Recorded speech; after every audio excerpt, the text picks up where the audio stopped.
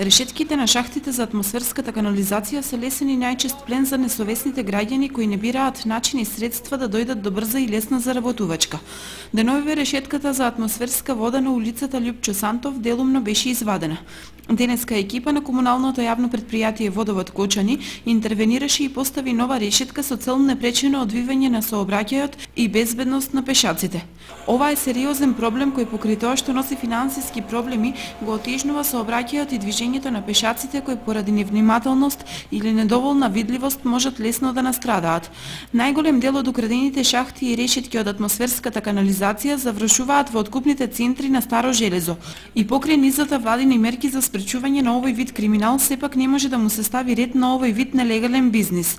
Покрај шахтите и решетките мета на крадците се и сообраќајните знаци, делови од железничките пруги и слично.